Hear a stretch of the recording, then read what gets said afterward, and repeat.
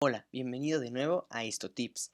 El día de hoy vamos a ver un tema muy importante que es el transporte de moléculas a través de una membrana. Mi nombre es Antonio Muñoz. Comenzamos. Bueno, en primer lugar, tienes que saber que las moléculas se pueden clasificar de acuerdo a si son solubles en agua o si no son solubles en agua, en moléculas que son hidrosolubles y moléculas que son hidrofóbicas, ¿de acuerdo? Es decir, moléculas que no son solubles en agua. A las moléculas hidrofóbicas también las podemos conocer como liposolubles, porque si no son solubles en agua, sí lo van a hacer en soluciones con grasa, es decir, liposolubles, ¿de acuerdo? Y esto es muy importante porque dependiendo de si es hidrosoluble o liposoluble, va a ser el sitio por el cual va a atravesar a la membrana plasmática. Esto es un concepto muy importante. Las moléculas que son liposolubles o hidrofóbicas, como por ejemplo las hormonas esteroideas, de las cuales podríamos mencionar, para que quede un ejemplo más claro, a la aldosterona, van a atravesar la membrana celular pero a través de la bicapa lipídica, es decir, van a atravesar entre los espacios que hay entre los fosfolípidos y van a atravesar de esa manera de un lado al otro a la membrana plasmática. En cambio, las moléculas que son hidrosolubles no van a poder atravesar la membrana a través de los fosfolípidos de la bicapa lipídica. Por lo tanto, van a necesitar una ayudita, y esa ayudita va a ser por medio de proteínas. Esas proteínas pueden ser proteínas de canal o proteínas transportadoras, las cuales ya mencionamos en los videos anteriores. Ejemplo de moléculas hidrosolubles tenemos a la glucosa, a los iones que tienen una carga, como por ejemplo el sodio, el potasio, ¿de acuerdo? Los iones todos tienen carga. Y también tenemos al agua. Y el agua lo va a hacer por medio de unos canales especiales que se conocen como acuaporinas, que vamos a mencionar en un momento. Pero ojo aquí que también es muy importante aclarar esto.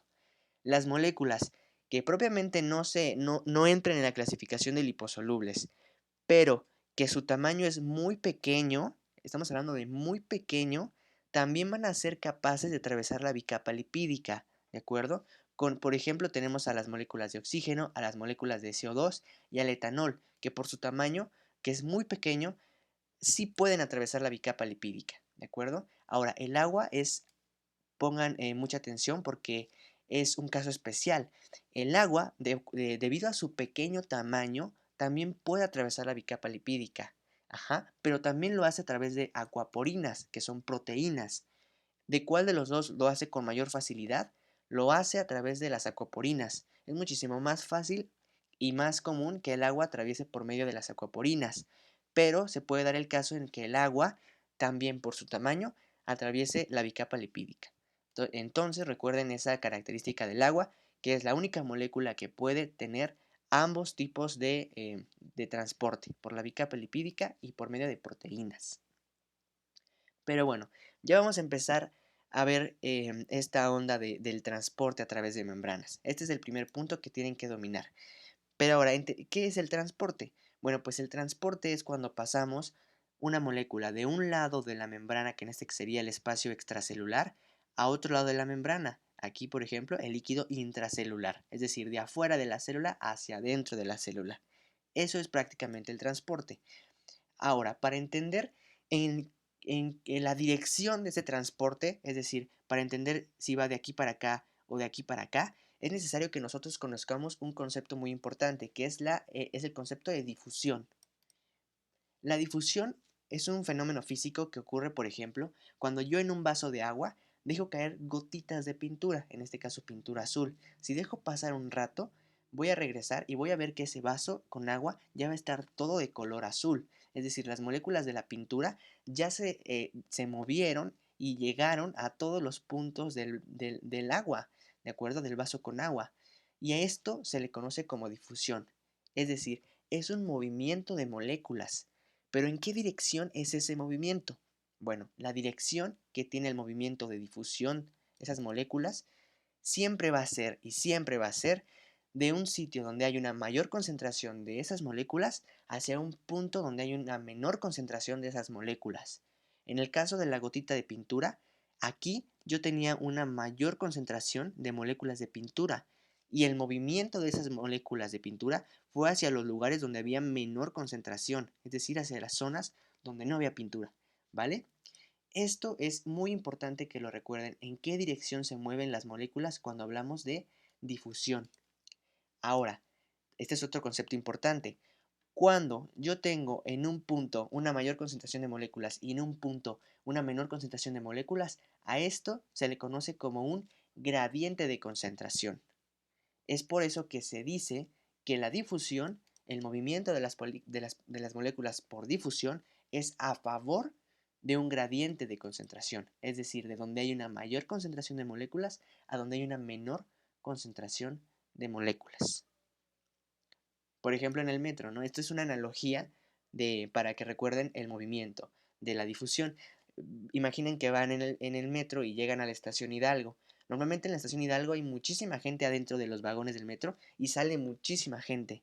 Entonces pueden recordar que si adentro hay mucha gente, pues cuando se abran las puertas, por difusión, van a salir porque hay menos gente afuera, ¿no? Esto es nada más una analogía para que lo recuerden.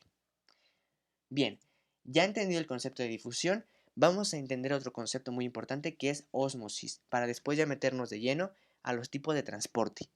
La ósmosis es un movimiento de partículas de agua, es decir, es el movimiento específicamente de las partículas de agua. Y este movimiento tienen que aprenderse también la dirección, es decir, en qué dirección se mueven las partículas de agua.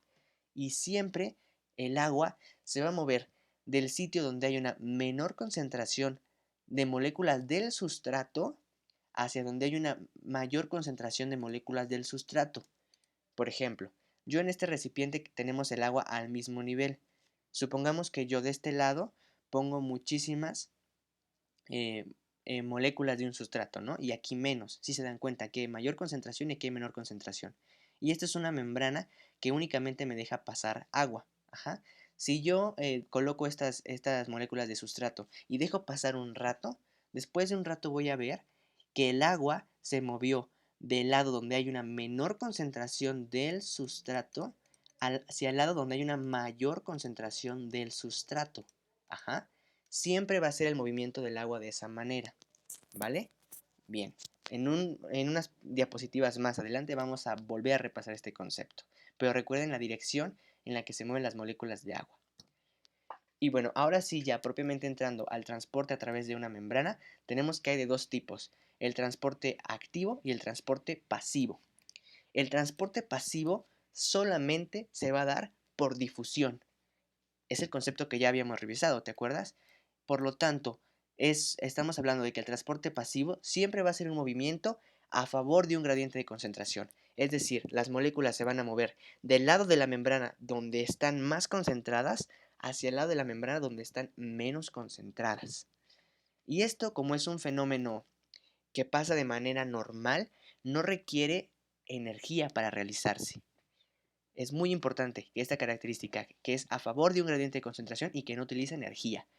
Y este tipo de transporte sí es por difusión, pero podemos tener una difusión simple, que es a través de una bicapa lipídica, es decir, ¿se acuerdan? Las moléculas liposolubles o las moléculas muy pequeñas y sin carga, como por ejemplo el oxígeno, las moléculas de dióxido de carbono que habíamos comentado, ¿se acuerdan?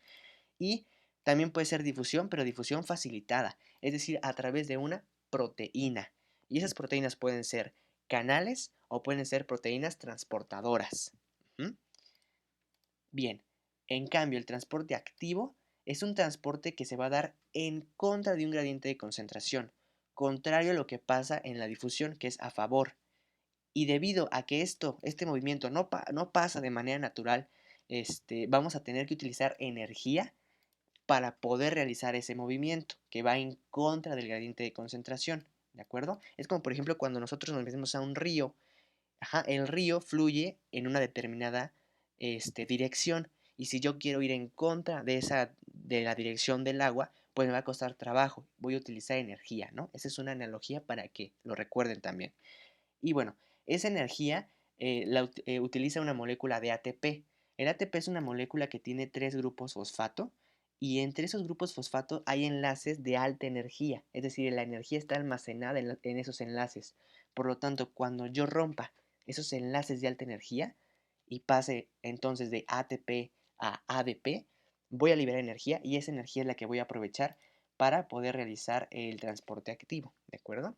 Bien, del transporte activo también tenemos una división, se va a dividir en primario y en secundario, pero esto lo vamos a profundizar más a continuación porque vamos a ver específicamente cada uno de estos tipos de transporte.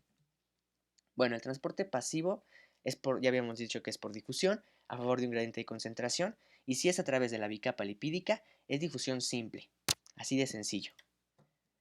En cambio, si la difusión es a través de una proteína, es difusión facilitada, ¿de acuerdo? Ahora, vamos a ver también que las proteínas que pueden ser canales o proteínas transportadoras. Los canales pueden ser canales iónicos, que son exclusivamente para el paso de iones, o acuaporinas, que son canales exclusivos para el paso de moléculas de agua, como ya habíamos comentado. Acuaporinas hay muchísimos tipos, tenemos el tipo 1, tipo 2, tipo 3, etc.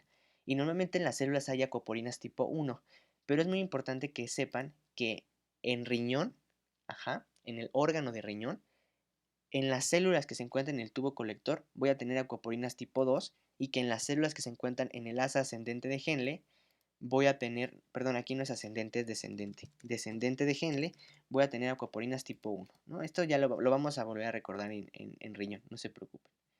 Bueno, los canales iónicos, es decir, estos canales que dejan pasar iones, se clasifican también en dependientes e independientes.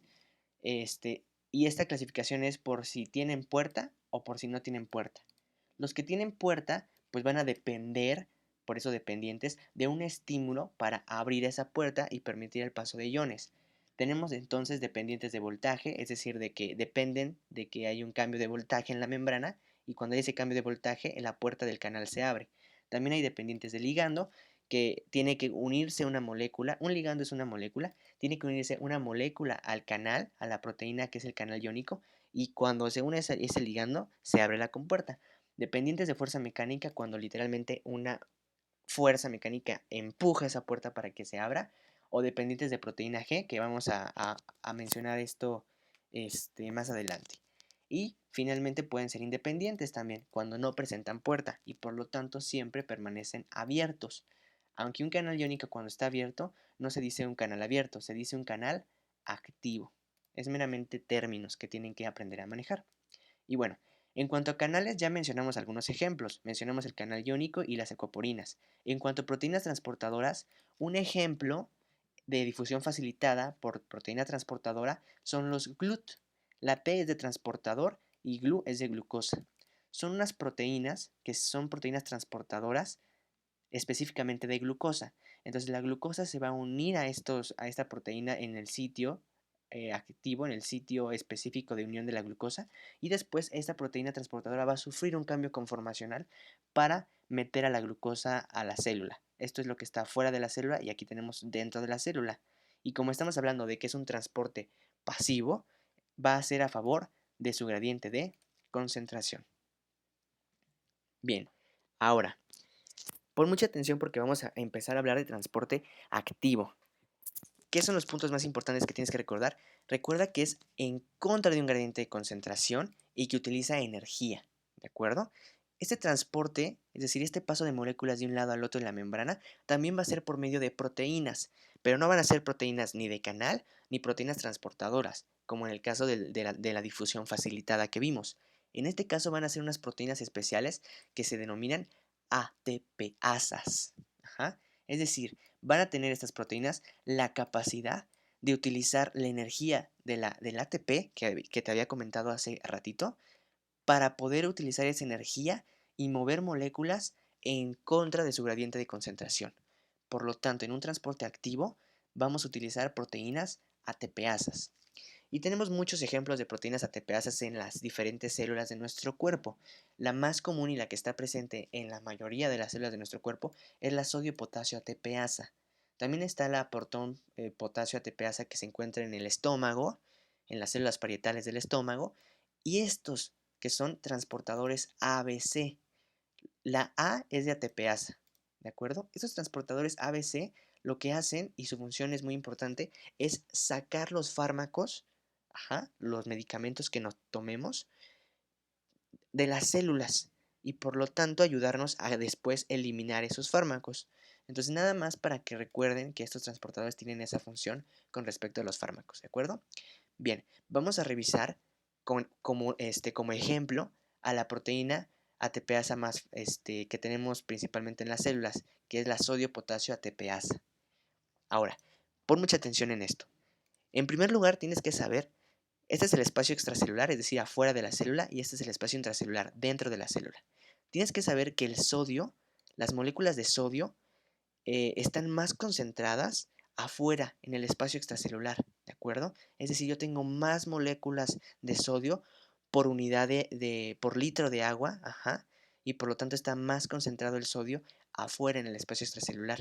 Y hay menos moléculas de sodio o están menos concentradas en el espacio intracelular. Por lo tanto, si recordamos lo que vimos de difusión, su movimiento por difusión sería del espacio extracelular que hay una mayor concentración hacia el espacio intracelular, donde hay una menor concentración. ¿De acuerdo? Sin embargo, la bomba sodio-potasio hace lo contrario, porque va en contra de ese gradiente, y en lugar de meter sodio, va a sacar sodio hacia donde está más concentrado. ¿De acuerdo? Lo mismo va a pasar con el potasio. El potasio normalmente está más concentrado dentro de la célula, y lo que pasaría normalmente por difusión sería que estas moléculas de adentro salieran hacia afuera. Pero la bomba sodio-potasio va a hacer lo contrario, porque va en contra del gradiente de concentración. Por lo tanto, va a meter potasio. Ajá. Ahora, es muy importante que sepan cuántas moléculas de sodio saca y cuántas moléculas de potasio mete.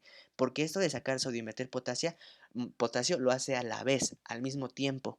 Al mismo tiempo que saca, al mismo tiempo que mete. Ajá. Va a sacar 3 moléculas de sodio y va a meter a la célula dos moléculas de potasio. ¿De acuerdo? Entonces, este es el ejemplo de la bomba sodio-potasio ATPasa, un tipo de transporte activo. Ahora, a este tipo de transporte activo se le conoce como transporte activo primario. Ajá. Ahora vamos a ver el transporte activo secundario. En el transporte activo secundario, prácticamente lo que se aprovecha es de el gradiente que se generó por el transporte primario.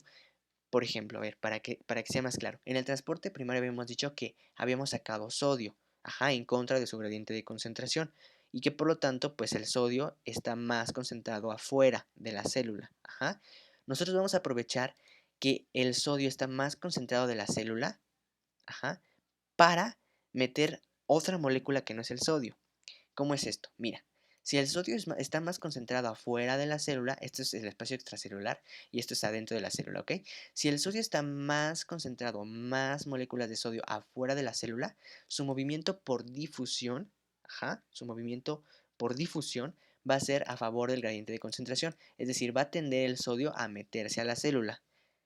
Ahora, en el transporte activo secundario, vamos a tener unas proteínas, ajá, que van a meter sodio, pero que también a la vez van a meter una molécula diferente, en este caso digamos glucosa, pero lo van a hacer en contra de su gradiente de concentración.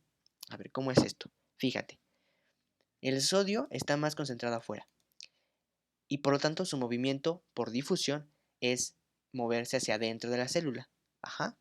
Pero la glucosa, en este caso, está más concentrada adentro de la célula.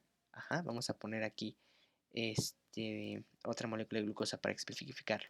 La glucosa está normalmente más concentrada dentro de la célula, por lo tanto su movimiento normal sería salir de la célula, pero como estamos aprovechando que el sodio se está metiendo, se aprovecha la glucosa del que el sodio se está metiendo para meterse también, aunque esta glucosa en lugar de entrar tendría que salir por el gradiente, es decir, va en contra del gradiente de concentración.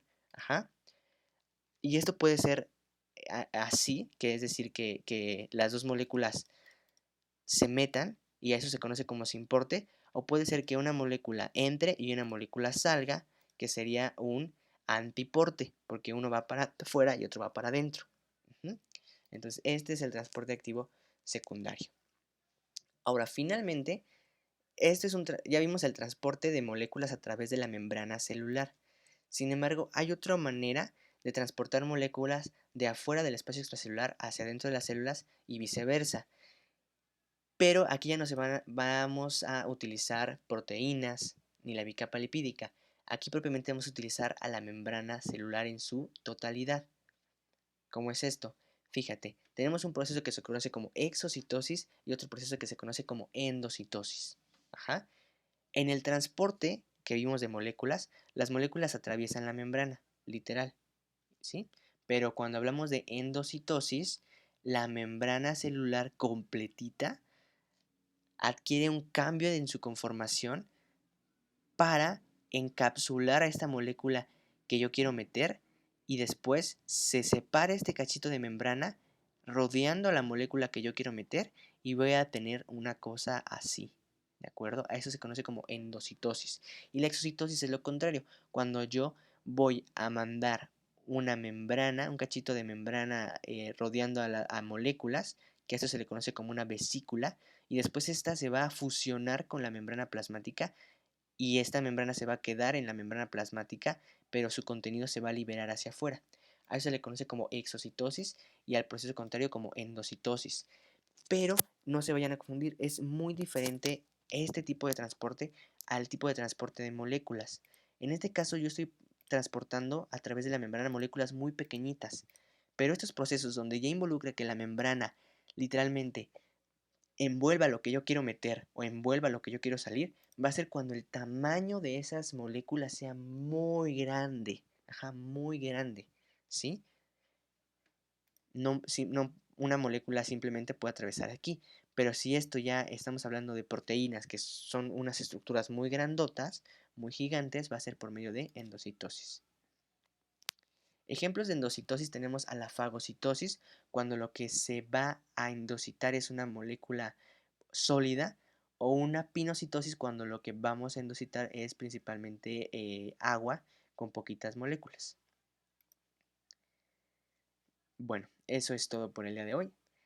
Y aquí recuerden, hay unas preguntas de repaso.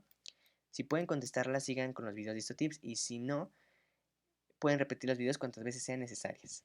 Revisen en la descripción del video, están los HistoTips del video para que tengan acceso de manera más rápida a ellos.